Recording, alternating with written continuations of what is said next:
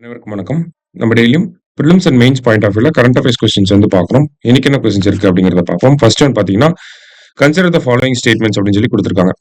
Thiruvarur district has the largest mangrove area covering 2142 hectares அப்படின்னு சொல்லி கொடுத்துருக்காங்க. திருவாரூர் மாவட்டம் 2142 ஹெக்டேர் பரப்பளவில் மிகப்பெரிய சதுப்பு நில பகுதியை கொண்டுள்ளது அப்படின்னு சொல்லி கொடுத்துருக்காங்க.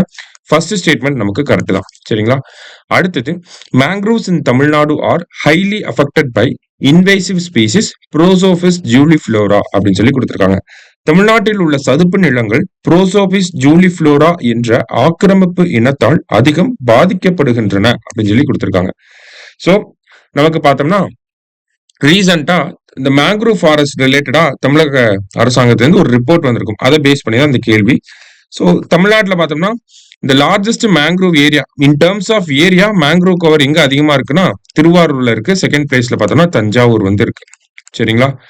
ஸோ நம்மளோட மேங்க்ரூவ் ஓவராலா தமிழ்நாடு ஃபுல்லா பார்த்தோம்னா 2021ல நமக்கு ஃபாரஸ்ட் இந்தியன் ஃபாரஸ்ட் ரிப்போர்ட் படி பாக்குறப்ப 4500 ஹெக்டேர்ஸா இருந்துச்சு.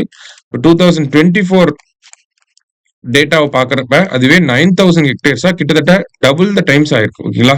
ஒரு 3 வருஷத்துல 4500 ஹெக்டேர்ஸ் வந்து இன்க்ரீஸ் பண்ணிருக்கோம் நம்ம. ஓகேங்களா? இதுதான் ஸ்டடி பண்ணி இருந்திருப்பாங்க அந்த ரிப்போர்ட்ல. அந்த ஸ்டடியில என்ன கண்டுபிடிச்சிருப்பாங்க அப்படின்னா, இந்த ப்ரோசோபிஸ் ஜூலிஃப்ளோரா அப்படிங்கிறது நம்மளோட மேங்க்ரோவ்ஸ்க்கு ரொம்ப ஆபத்தா வந்து முடியுது அப்படிங்கறத சொல்லியிருக்காங்க. ப்ரோசோபிஸ் ஜூலிஃப்ளோரா அப்படின்னா இந்த கருவேல மரங்கள் இருக்கிற சீமை கருவேல மரங்கள் அப்படின்னு சொல்லுவாங்க. அதுங்கதான் இந்த ப்ரோசோபிஸ் ஜூலிஃப்ளோரா முள்செடி. ஓகேவா? சோ ரெண்டுமே கரெக்ட் ஸ்டேட்மெண்ட் தான். போத் கரெக்ட் அப்படிங்கிறது தான் கரெக்ட் ஆன்சர். அடுத்தது, blue carbon monitoring for mangroves of Tamil Nadu report was released by அப்படின்னு சொல்லி கேட்டிருக்காங்க. தமிழ்நாட்டின் சதுப்பு நில காடுகளுக்கான நீல கார்பன் கண்காணிப்பு அறிக்கை யாரால் வெளியிடப்பட்டது அப்படின்னு சொல்லி கேட்டிருக்காங்க. சோ நம்ம போன கொஸ்டின்ல பார்த்த ஸ்டேட்மெண்ட்ஸ் தான் இந்த கொஸ்டின்ல வந்து வந்திருக்கு. சரியா? போன கொஸ்டின்ல பார்த்த ஸ்டேட்மெண்ட்ஸ் எந்த ரிப்போர்ட்ல இருந்து வந்திருக்குன்னா அது இந்த ரிப்போர்ட்ல இருந்து தான் வந்திருக்கு. ஓகேவா? Blue carbon monitoring for mangroves of Tamil Nadu அப்படிங்கிற இந்த ரிப்போர்ட்ல தான் அந்த விஷயங்கள் எல்லாமே சொல்லியிருந்தாங்க. அப்ப இந்த ரிப்போர்ட்டை யாரு ரிலீஸ் பண்ணிருக்காங்க அப்படிங்கறதா இந்த கேள்வி.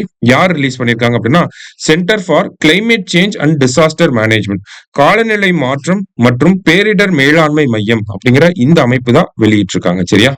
அடுத்தது, ரைசீனா டயலாக் பத்தி கேட்டிருக்காங்க. ஓகேவா? India's flagship conference on Jio politics and Jio economics அப்படின்னு சொல்லி கொடுத்திருக்காங்க. புவிசார் அரசியல் மற்றும் புவிசார் பொருளாதாரம் குறித்த இந்தியாவின் முதன்மை மாநாடு அப்படிங்கிறது சரியான ஸ்டேட்மெண்ட் தான். அடுத்தது, organised by ministry of external affairs and observer research foundation அப்படின்னு சொல்லியிருக்காங்க. வெளியுறவு அமைச்சகம் மற்றும் அப்சர்வர் ரிசர்ச் அறக்கட்டளையால் ஏற்பாடு செய்யப்பட்டது அப்படின்னு சொல்லியிருக்காங்க. வருஷம் இவங்க தான் இந்த ரைசீனா டயலாக் அப்படிங்கறத பண்ணிட்டு இருக்காங்க. சரியா? Theme for 10th edition of Raisina dialogue Kalachakra people peace and planet அப்படின்னு சொல்லி கொடுத்திருக்காங்க. ரைசீனா உரையாடலின் 10வது பதிப்பிற்கான கருப்பொருள் கலாச்சார மக்கள், அமைதி மற்றும் பூகோளம் அப்படின்னு சொல்லி கொடுத்திருக்காங்க. மூணுமே கரெக்டான ஸ்டேட்மெண்ட் தான் இந்த ஸ்டேட்மெண்ட்ஸை பொறுத்த வரைக்கும். இந்த ரைசீனா அப்படிங்கிறது பார்த்தோம்னா நம்மளோட பார்லிமெண்ட், பிரதமரோட அலுவலகம் இது எல்லாமே நியூ டெல்லியில இந்த ஒரு இடத்துல இருக்கும் இல்லையா? அந்த இடத்த தான் ரைசீனா ஹில்ஸ் அப்படின்னு சொல்லுவாங்க. அந்த இடத்துல நடக்கக்கூடிய மாநாட ரைசீனா டயலாக் அப்படின்னு சொல்லி சொல்றாங்க. இந்த மாநாடு பொறுத்த வரைக்கும் பார்த்தோம்னா ஜியோ பாலிடிக்ஸ், ஜியோ எக்கனாமிக்ஸை பேஸ் பண்ணி நடக்கக்கூடிய ஒரு மாநாடு. வருஷம் நடந்துகிட்டு இருக்கு. 2016 இருந்து நடந்துட்டு இருக்கு. சரிங்களா? இப்ப நடக்க போறது 10வது எடிஷன். ஒவ்வொரு வருஷமும் யாரு ஆர்கனைஸ் பண்றாங்கன்னா external affairs ministry, observer research foundation இவங்க தான் ஆர்கனைஸ் பண்ணிட்டு இருக்காங்க. ஒவ்வொரு வருஷம் பார்த்தோம்னா 100ல இருந்து 130 நாடுகளுக்குள்ள இந்த மாநாட்டுல வந்து பங்கேற்கிறாங்க. சரியா? ரொம்ப முக்கியமான ஒரு மாநாடு. ஏன்னா இதோட சிக்னிபிகன்ஸ் அப்படிங்கிறது கொஞ்சம் ஆண்டுகளா இதனுடைய முக்கியத்துவம் அப்படிங்கிறது அதிகமாயிட்டே இருக்கு. சரியா? சோ மூணுமே கரெக்ட் ஸ்டேட்மெண்ட் தான். ஆல் ஆர் கரெக்ட் அப்படிங்கறத கரெக்ட் ஆன்சர். அடுத்தது, what is the name of chief ministers question and answer video programme அப்படின்னு சொல்லி கேட்டிருக்காங்க. முதல்வரின் கேள்வி பதில் காணொலி நிகழ்ச்சி எவ்வாறு பெயரிடப்பட்டுள்ளது அப்படின்னு சொல்லி கேட்டிருக்காங்க. ஓகேங்களா? நம்ம முதலமைச்சர் மட்டும் இருந்து அந்த வீடியோல கேள்விகளுக்கு பதில் சொல்ற மாதிரி எல்லாம் பார்த்திருப்பீங்க. இளைய தலைமுறையினர் வந்து என்னை இப்படி கூப்பிடுறாங்க அப்படிங்கறதெல்லாம் நீங்க கூட அந்த வீடியோஸ் எல்லாம் பார்த்திருப்பீங்க இல்லையா? அந்த நிகழ்ச்சியோட பேர் என்ன அப்படிங்கறத கேட்டிருக்காங்க. அதனுடைய பேர் என்ன அப்படின்னு பார்த்தோம்னா உங்களில் ஒருவன் அப்படிங்கறதா அந்த நிகழ்ச்சியோட பேர். சரிங்களா? அதே மாதிரி உங்களில் ஒருவன் அப்படிங்கிறது நம்மளுடைய முதலமைச்சர் இருக்கார் இல்லையா, அவரோட ஆட்டோபயோகிராபி பேருமே உங்களில் ஒருவன் அப்படின்னு தான் வரும். சரியா? கடைசியா centre for climate change and disaster management is located at அப்படின்னு கேட்டிருக்காங்க. காலநிலை மாற்றம் மற்றும் பேரிடர் மேலாண்மை மையம் எங்கு அமைந்துள்ளது அப்படின்னு கேட்டிருக்காங்க. சோ இதே மாதிரி நம்ம குரூப் 2A ஒரு கொஸ்டின் பார்த்திருப்போம். ITNT ஹப் எங்க இருக்கு அப்படின்னு சொல்லி கேட்டிருப்பாங்க. சிம்பிளா ஒரே லைன்ல.